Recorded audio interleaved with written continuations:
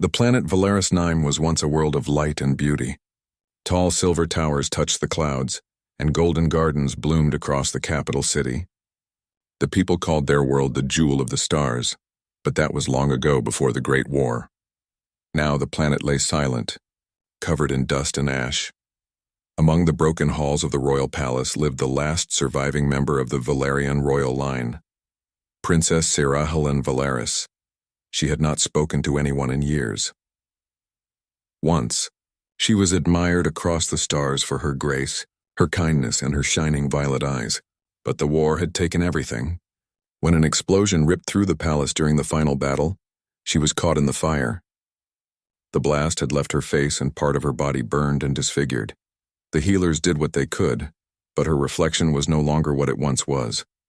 When her people saw her scars, some turned away in pity, others in fear. Soon even the loyal guard stopped coming. The empire fell apart and its people scattered across the stars. The princess, once surrounded by crowds, was now utterly alone. Sarah lived in a corner of the ruined palace. The rooms that once held music now echoed only with wind. The mirrors were covered, and she spoke only to the machine that kept the lights on. Sometimes, when the night storms rolled over the horizon, she would walk to the highest balcony and stare at the stars. She wondered if anyone still remembered her name. But deep down, she no longer believed it mattered. One evening, as the sky burned red with dust, a distant sound broke the silence, a deep, heavy roar that didn't belong to thunder. Sarah frowned and looked upward. A faint trail of flame cut through the clouds. A ship was falling from the sky. It descended fast, spinning, fire bursting from its engines. Then with a distant crash, it slammed into the wasteland beyond the city ruins. The ground shook beneath her feet. Sarah froze. For a long moment she said nothing. No one had come to this world in years. Pirates avoided it, and scavengers believed the surface cursed. She wanted to ignore it, to stay in her lonely silence, but curiosity and something deeper stirred within her. Perhaps hope, though she was afraid to call it that. Wrapping her silver cloak around her, she activated the hover platform and left the palace for the first time in months. The air outside was thick and dry. Broken statues lay half buried in sand. The wind howled through the empty streets. She followed the smoke until she found the wreck. The ship was small, clearly human-made. Its hull bore marks of battle and long travel. One side had crumpled into the dirt, the other still smoked from fire. Cautiously, Sarah stepped closer, her hands trembling. Through the cracked viewport, she saw movement. Someone was alive inside. She used her royal override codes to open the hatch. The door hissed, then fell apart. Inside, a man lay trapped under a beam. He was tall, broad-shouldered, dressed in a worn flight suit marked with the symbol of the Terran Peace Corps, the same organization that once fought against her people. His face was streaked with dirt and blood. A long scar ran from his temple down to his jaw, faded but deep. His eyes flickered open when he heard her steps. For a moment, both froze, an alien princess and a human soldier staring at each other in shock. She raised her hand, voice shaking. "You are human?" He coughed weakly. "Yeah, and you're not." His voice was rough but calm. "Didn't think anyone lived here." Sarah hesitated. "No one does. Not anymore." She looked at the beam pinning him down, and her instincts took over. She used her strength and the small tools on her belt to lift it enough for him to crawl free. He gasped, clutching his side. "You saved me," he said, surprised. She looked away. "You would have died otherwise," he smiled faintly. "Guess I owe you one, princess." Her eyes widened. "How did you—" He pointed to the royal crest on her cloak. "Only one person ever wore that. Princess Sarah Helen Valaris of Valaris 9. Her voice fell quiet. "That name doesn't mean anything anymore." The man slowly stood, leaning on the wall for balance. "Still means something to me," he said softly. They walked back to the palace together. The man introduced himself as Commander Elias Ward, a human pilot and explorer. His ship had been damaged while passing through the old war sector. He'd hoped to salvage resources before heading home, but instead he'd crashed. Inside the palace, Sarah provided food, simple preserved rations left from the old royal stores. Elias ate gratefully. As he looked around the ruined hall, he whistled low. "This place must have been incredible once." Sarah said nothing for a moment, then nodded. "It was. Before the fire." Elias noticed how she kept her silver veil down, covering the lower half of her face. Her posture was proud but heavy, like someone carrying invisible chains. After a long silence, he spoke again. "You know I fought in the war that destroyed this world." Her hands froze. "You admit that to me?"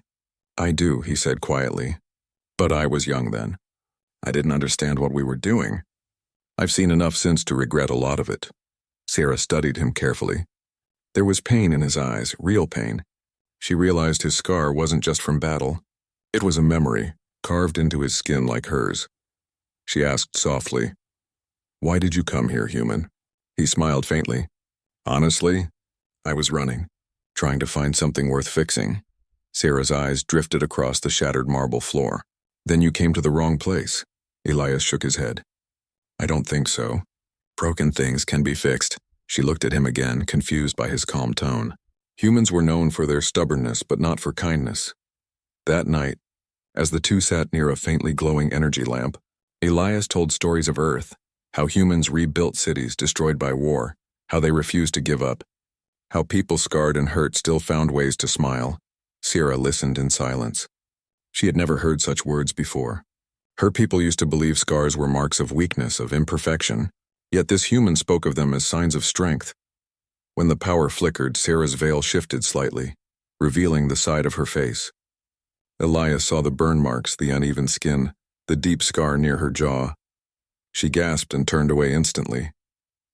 "Do not look," she whispered harshly. "It is not a sight to see." Elias didn't move closer. His voice was calm. "I've seen worse." She glared, but he continued gently. "You're still beautiful." The words hit her like a thunderclap. No one had said that to her since before the explosion. No one had even dared to look at her without pity. Her hands trembled as she covered her face again. "You mock me," she said bitterly. Elias shook his head. "No, I mean it." She didn't respond, but her heart raced. Something warm flickered in her chest, something she thought had died long ago. Later, when Elias slept near the flickering firelight, Sarah stood by the window and watched the stars. His words replayed in her mind. "You're still beautiful." She touched the edge of her veil. Part of her wanted to believe him, but the mirror in her room told another story. Still, his tone had been honest, gentle, without fear or disgust. She looked at the man resting on the floor. His scar caught the light, and she realized something. They were not so different. Both had been scarred by the same war. Both had lost everything. Yet somehow he still carried warmth in his eyes. For the first time in years, Sarah felt something stirring deep inside her heart, a quiet spark of curiosity, of connection. And in the ruined palace of Valeris 9, among ashes and ghosts, a forgotten princess dared to whisper to herself, "Maybe I'm not alone anymore." Morning came slowly on Valeris 9. The dust clouds turned golden as weak sunlight filtered through. The palace stood like a shadowed monument of old glory, half buried under layers of sand. Inside, Elias Ward woke with a cough.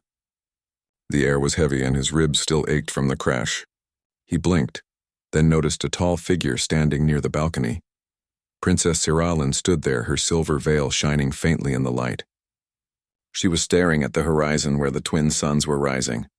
Elias slowly stood and stretched. "Morning," he said in a low voice. She turned slightly, her voice calm but distant.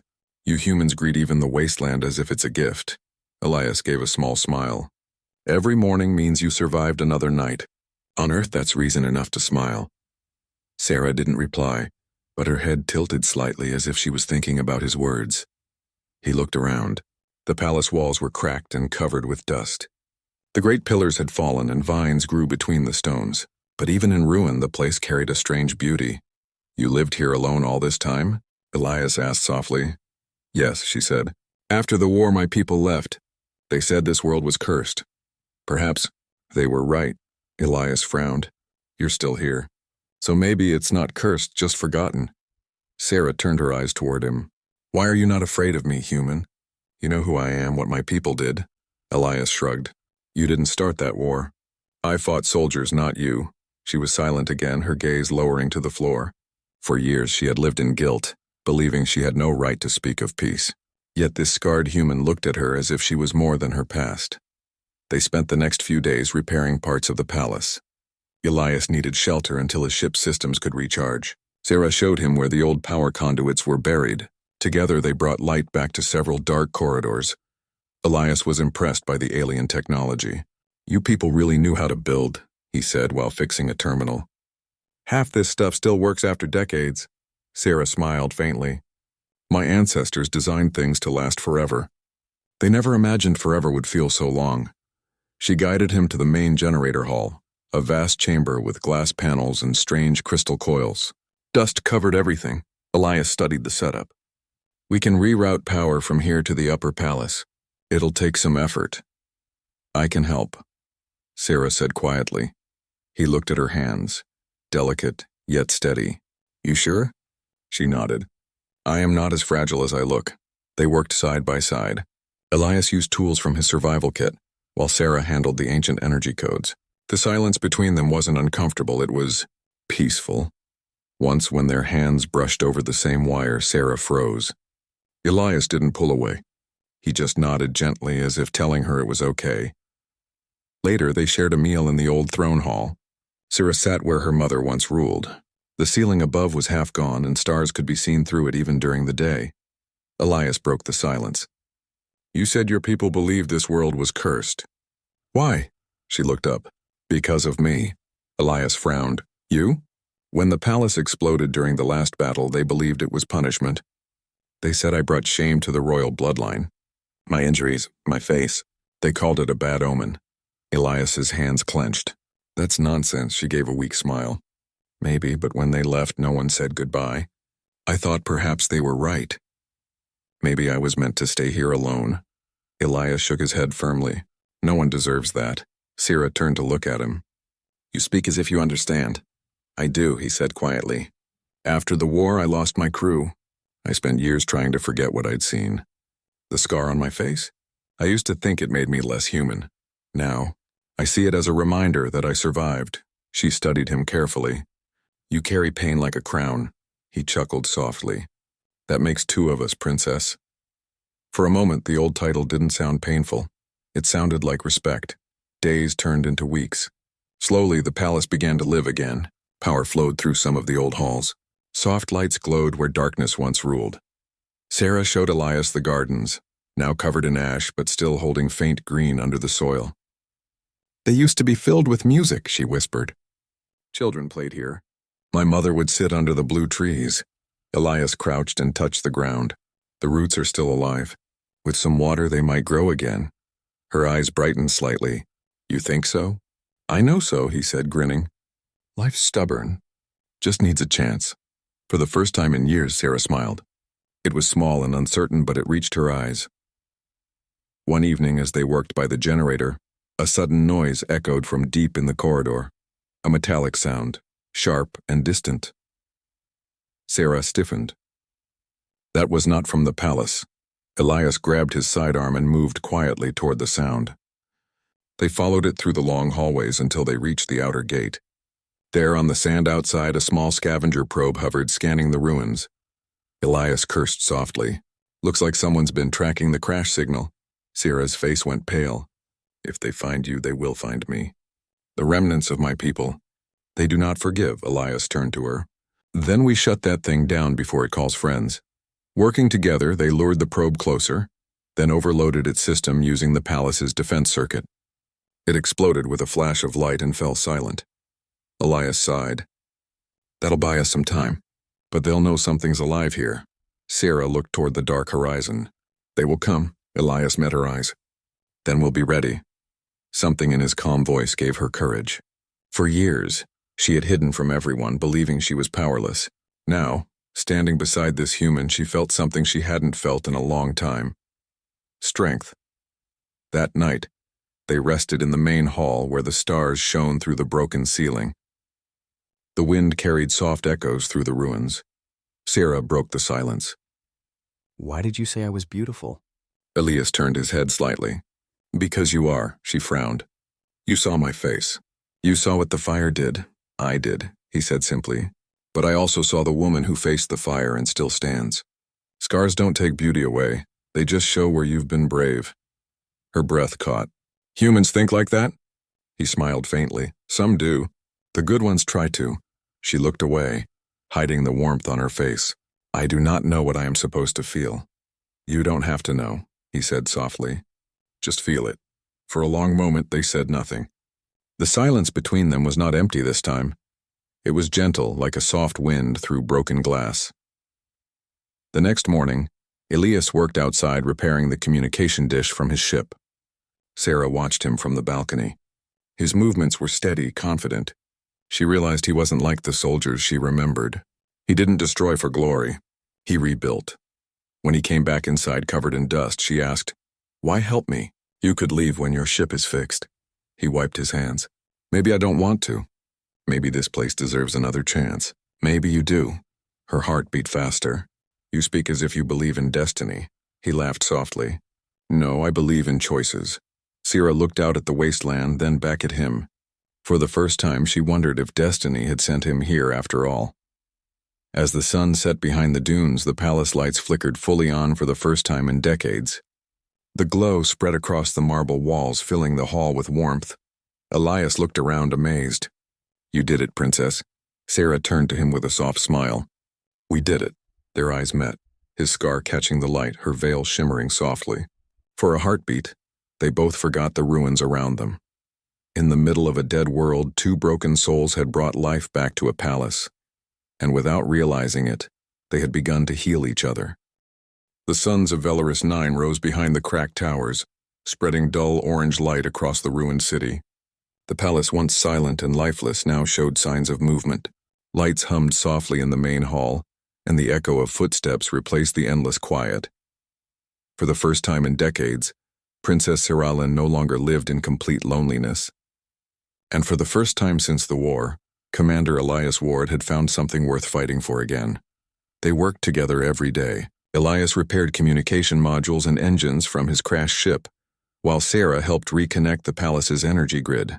The halls that once slept in shadow now glowed faintly blue. "Almost feels alive again," Elias said one evening, leaning against a pillar.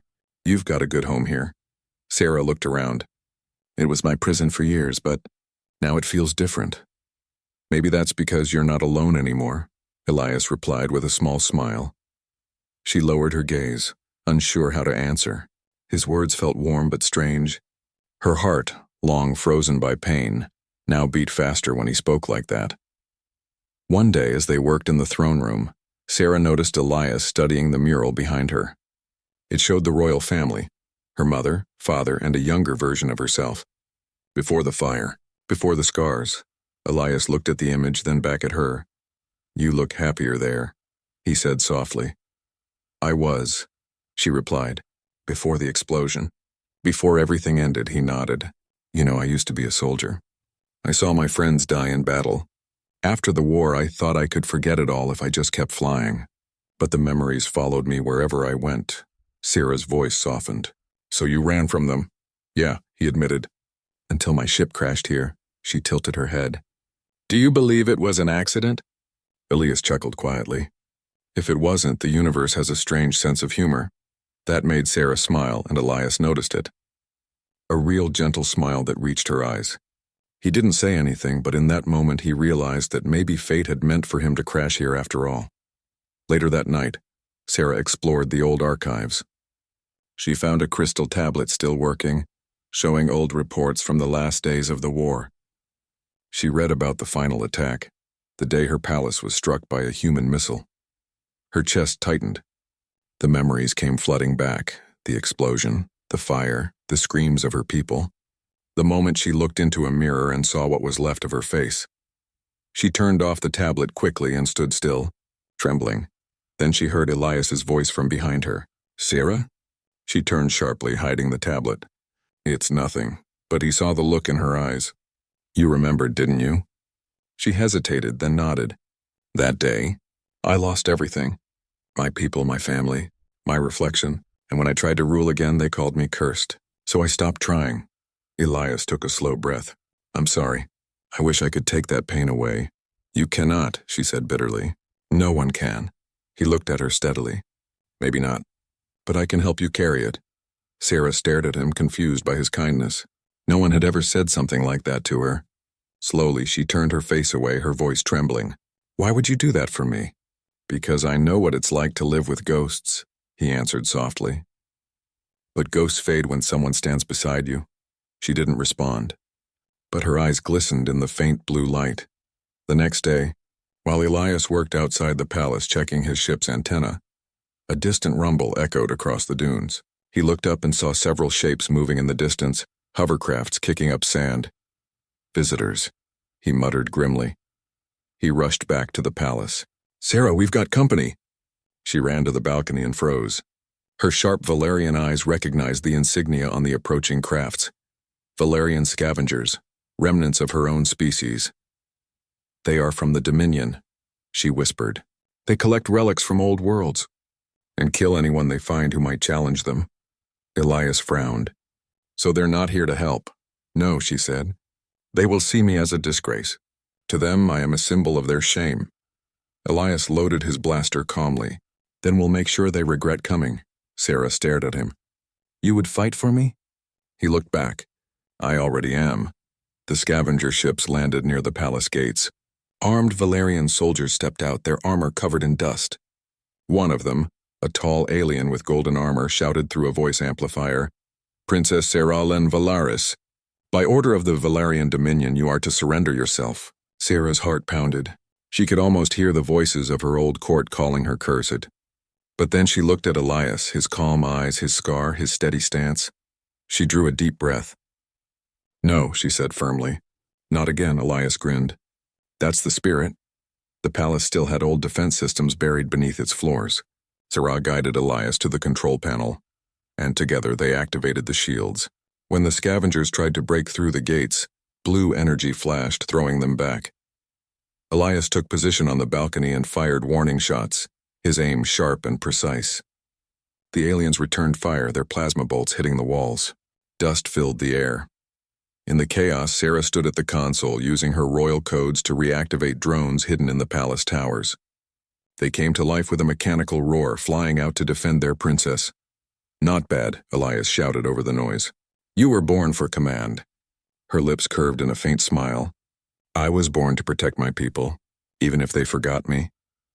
With Elias's cover fire and Sarah's control of the palace defenses, the scavengers began to fall back. Within minutes, their ships retreated into the desert, leaving behind smoke and silence. When it was over, Elias lowered his weapon and looked at her. You did it. Sarah's chest rose and fell rapidly. She looked around at the palace, glowing again with life and defense lights. No, she said softly. We did. After the battle, Elias sat on the stairs, cleaning his weapon. Sarah came to him, holding a medical pack. You are hurt, she said. It's just a scratch, he replied. But she knelt beside him anyway and cleaned the small wound on his arm. Her hands were gentle, careful. As she worked, Elias looked at her face. A small part of her veil had torn during the fight, revealing more of her scars than before. He said quietly, You know, those men out there, they looked at you and saw weakness. But I saw courage. She stopped moving. Courage? She repeated softly. Yeah, he said. You stood your ground. You led like a true princess. Her eyes glistened again. No one has called me that without pity for years.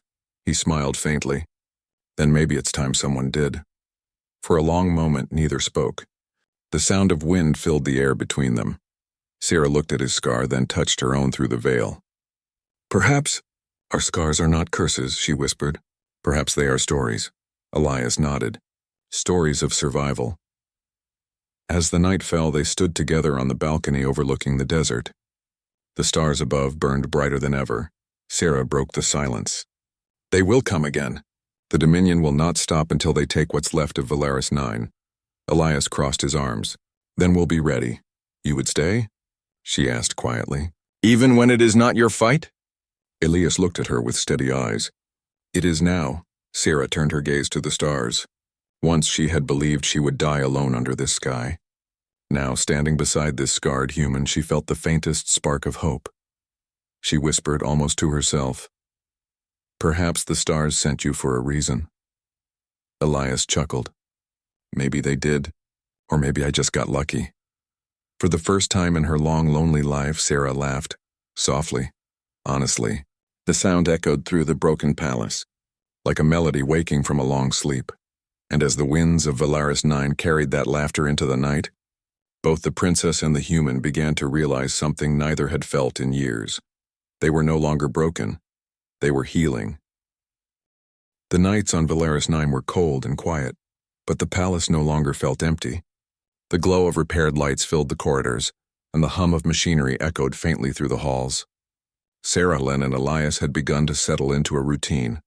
Each morning they worked together, sometimes repairing ancient technology, sometimes gathering water and supplies from the ruins of the city.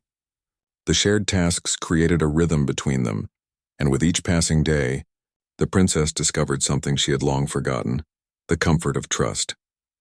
One morning, as Elias checked the solar panels on the palace roof, Sarah approached him with a small, crude water container she had found in the ruins. "You overwork yourself," she said softly. "Even humans need rest." Elias chuckled, brushing dust from his shoulder. "And even humans need friends to remind them of it." Sarah tilted her head, studying him. "Friend? I do not remember having one for a long time. You have me now," he said simply. Her eyes lingered on his scarred face, tracing the line from temple to jaw. "Your scar. It is a reminder of something terrible. But still, I see warmth in your eyes," Elias smiled faintly. "It's proof that I survived." "You have proof too, Sarah. Scars do not define us. They show what we endured and that we are still standing." For a long moment she remained silent, letting his words sink in. The idea that her burned face, her broken body, could still be a sign of strength rather than shame was a concept foreign to her. That evening, as the sun set behind the ruined towers, a flicker of movement caught her attention. A small patrol from the Valerian Dominion appeared on the horizon. They were scouts sent to confirm rumors of life at the palace. Sarah's chest tightened. She had hoped they had forgotten this place. "They are coming," she whispered. Elias joined her at the balcony. "Then we'll meet them prepared." Sarah shook her head. "I do not want to fight. They will take me, and I will be used as a symbol again. I cannot face them alone." "You won't be alone," Elias said firmly. "I will stand with you.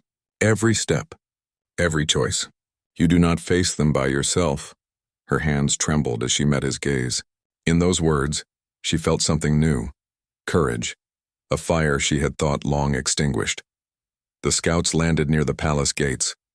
They were armed, tall, and disciplined, clearly expecting to find no resistance. "Princess Sarahlen," one of them called, voice amplified. "Step forward." "You will come with us peacefully." Sarah's eyes narrowed. "I will not go with you," she said, her voice steady. Elias stepped beside her. "You heard her," he said. "And if you want to test her courage, you'll have to test mine too." The scouts hesitated.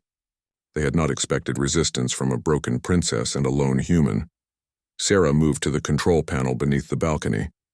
Her fingers flew over the ancient interface, activating defense drones hidden for decades. They rose from their docking bays with a whirring hum, energy shields glowing blue. Elias raised his weapon, aiming at the advancing scouts. They'll need more than luck to get through this. The Valerian scouts tried to force the gates, but energy shields blocked their progress. Plasma shots struck the walls and were reflected harmlessly. Elias fired carefully, disabling the scouts' hover vehicles without harming their pilots. Through the chaos, Sarah's calm voice gave instructions to the palace systems. Each command was precise, each movement calculated. Together, human ingenuity and Valerian technology formed a seamless defense. When the last scout retreated into the desert, smoke curling behind them, Sarah slumped against the console, exhausted. "You were amazing," Elias said, approaching her. "I did not think anyone could command this palace so well." Sarah shook her head, half smiling. "I am still learning." He gently wiped the sweat and dust from her forehead. "You are learning fast, faster than anyone I have ever met." Her heart skipped. For the first time, she allowed herself to feel pride, not arrogance, but true pride in what she had accomplished. "You called me beautiful once," she said, her voice soft. "Why?" Elias paused. He looked into her eyes. "Because you are. Not for how you look, but for how you survived. For how you stand against fear and danger. Your face, your scars, they tell your story. And that story is remarkable." Sarah lowered her gaze, feeling an unfamiliar warmth. No one had ever seen her this way. No one had ever recognized her strength as beauty. The next days passed quietly, but they were filled with small moments of connection. Elias taught her human ways of survival, while she showed him secret passages, energy grids, and old Valerian tactics. One evening, while they worked on a small engine for his ship, Sarah removed her veil almost completely. "I think I want to see the world, even if it sees me as I am," she said. Elias looked up from his tools. "You're brave. And the world will see the truth about you through your actions, not your scars." Her lips curved in a faint smile. "Perhaps I am beginning to believe that." But danger was never far away. Messages from the Scouts' destroyed drones revealed that the Dominion was aware of life in the palace. A larger force would come soon, not just to capture her, but to claim Valaris 9 for themselves. Sarah felt a flicker of fear, but Elias's presence steadied her. "We'll face them together," he said, tightening the strap of his weapon. "They may see scars, but we see strength, and that strength is not theirs to take." She looked at him, and for the first time she did not feel small. She felt seen, not as a princess who had lost everything, not as a broken survivor, but as someone capable of standing tall, even against overwhelming odds. The nights that followed were filled with planning and preparation. Sarah learned to trust not just her palace defenses, but her own instincts. Elias taught her human combat strategies, and she adapted them to Valerian technology. Through it all, a bond formed, not a bond of duty or obligation, but of respect and understanding. Each of them carried scars, both visible and hidden, and each recognized that the other's pain had shaped them into who they were. One night, while the stars shone brilliantly through the broken ceiling, Elias spoke quietly. "Sarah, I've fought many battles. I've seen death, loss, and fear, but nothing has ever been as powerful as watching someone fight for hope. Watching you, standing here, refusing to hide, it's inspiring." Sarah felt her heart thump loudly. "You mean that?" "I do," he said. "And not just for me. For everyone who still believes in survival, even when the world seems lost." She studied his face, the scar, the dirt, the determination. And for the first time, she felt something stirring deep within her chest. Not fear, not sorrow. Something stronger. Something hopeful. The next morning, they trained together outside the palace walls. The desert sand stretched for miles, and the air was dry and sharp.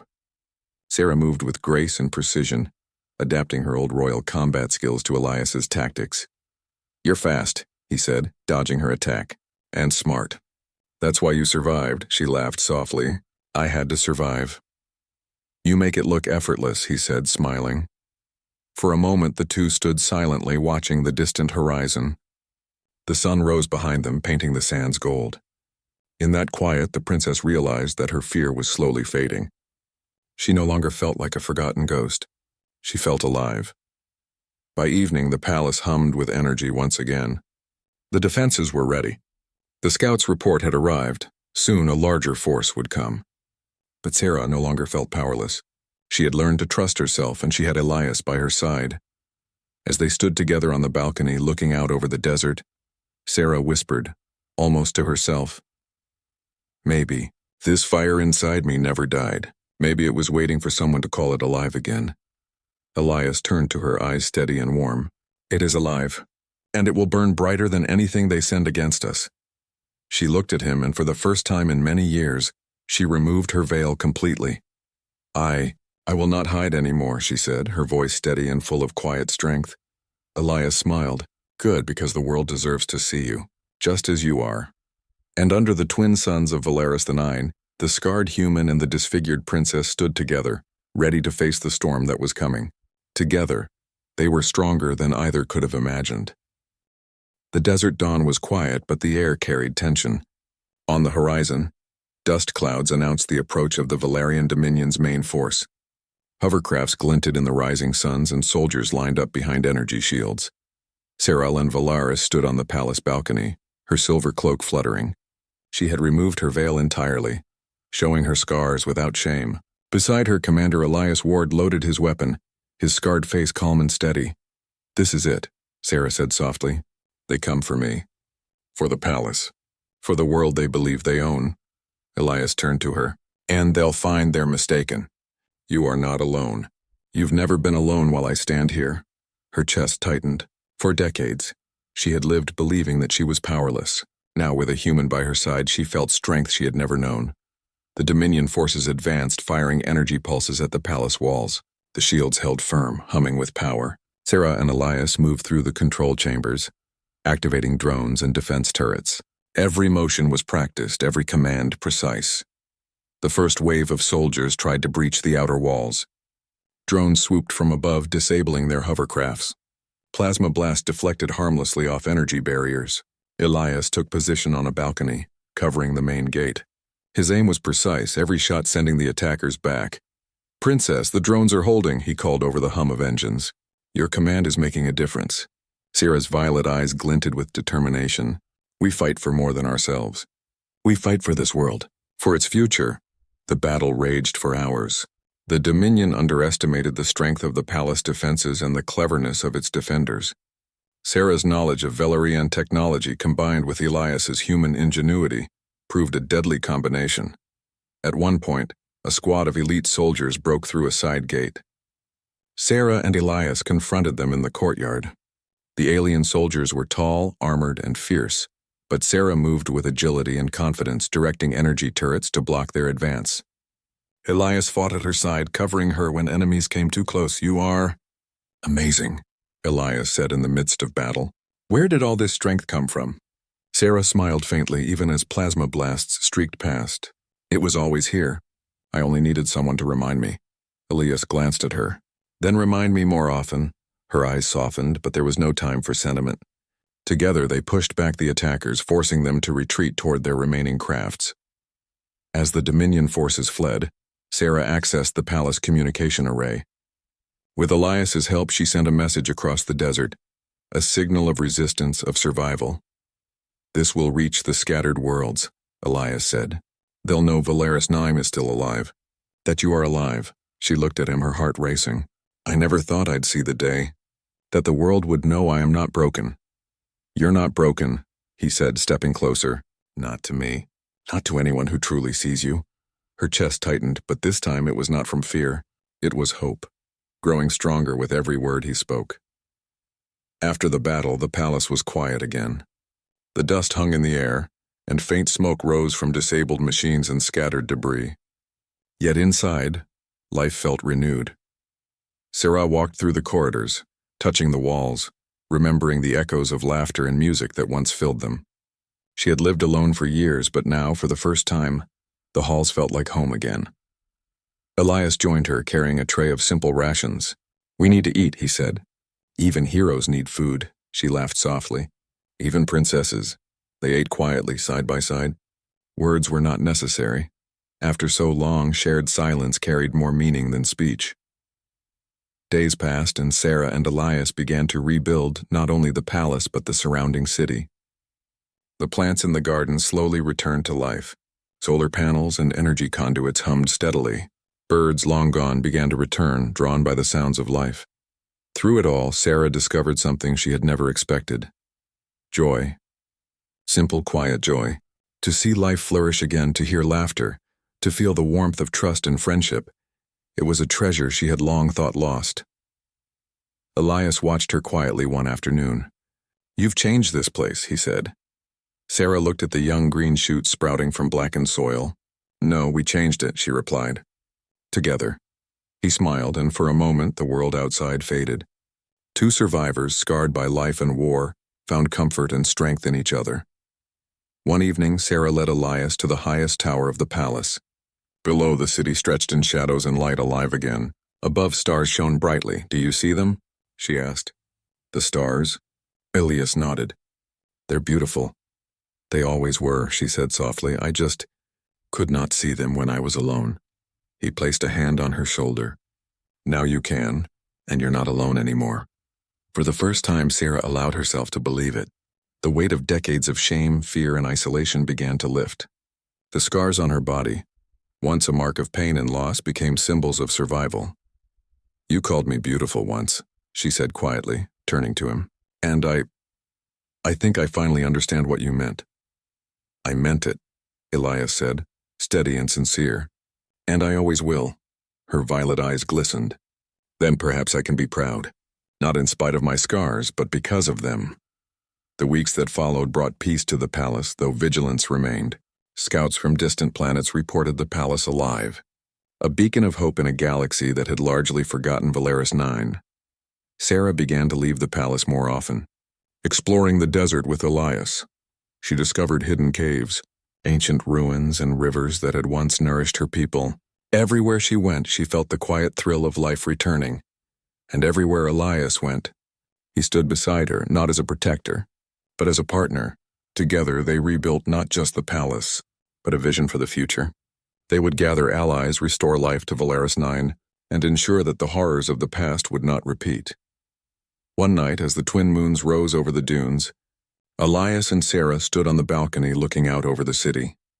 The lights glimmered like stars scattered across the sand. "You've changed everything," Elias said quietly.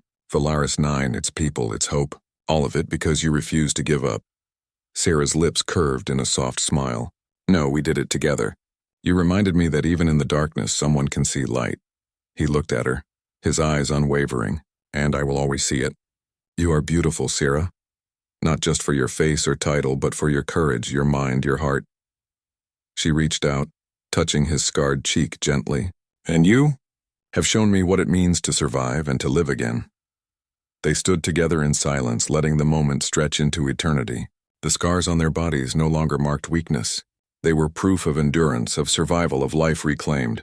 The galaxy would hear of the Princess of Valeris 9 and the human who had stood with her. Their story would travel across stars, not as a tale of despair, but as a legend of hope, courage, and the power of seeing beauty where others saw only brokenness. And for Sarah Helen Valeris, the disfigured princess who had lived alone for years, the scars on her face became not a burden, but a badge of survival. Beside her, Elias Ward. The scarred human from distant stars smiled. They had faced the darkness together, and together, they had created something stronger than either could have imagined. A world reborn, a hope renewed, and a bond that would never break. The princess, once forgotten, now stood tall.